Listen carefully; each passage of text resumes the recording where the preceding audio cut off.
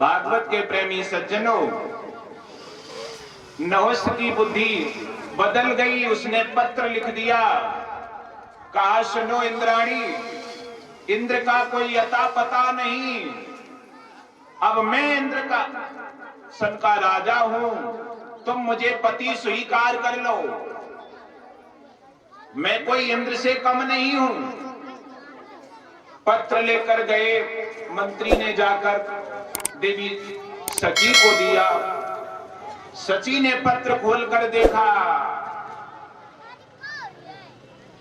पढ़ा।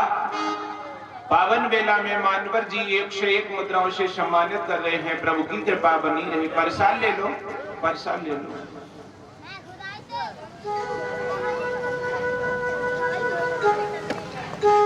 पत्र सची ने पढ़ा। पत्र में लिखा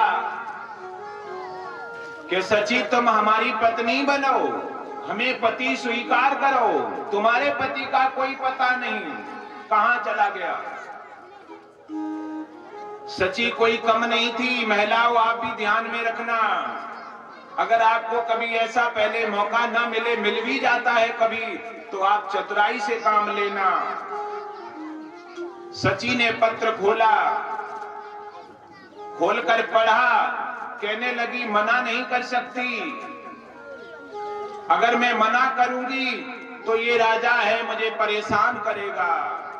पत्र में उसी में लिख दिया, उसी पत्र में, कि मैं तुम्हारी पत्नी बनने को तैयार हूं। तुम हमारे भवन तक आओ पालकी में बैठ करके, और वो पालकी में ऋषि मनीषी लगे हों, तो हम तुम्हारी पत्नी बन जाएंगे। प्यारे भाई बहनों,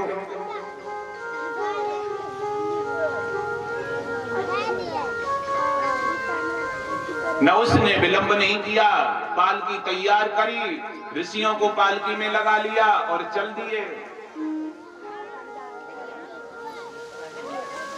काम का वशीभूत राजा नहुष ऊपर से बोला, अरे ऋषि महात्माओं, तुम्हें चलना नहीं आता?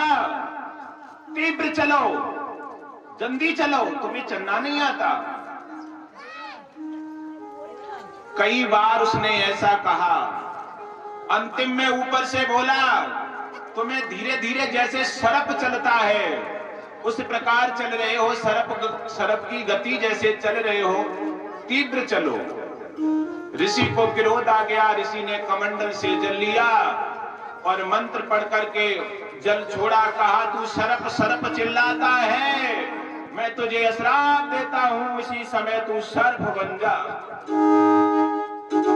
भागवत के प्रेमी सज्जनों, एक सम्राट राजा नहुष तुरंत अजगर बन गए।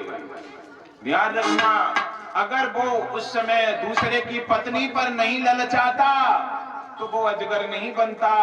इंद्र जैसा पद पाकर एक महिला के चक्कर में फंसकर पूरा पद खो बैठा और सर्प की योनि में चला गया।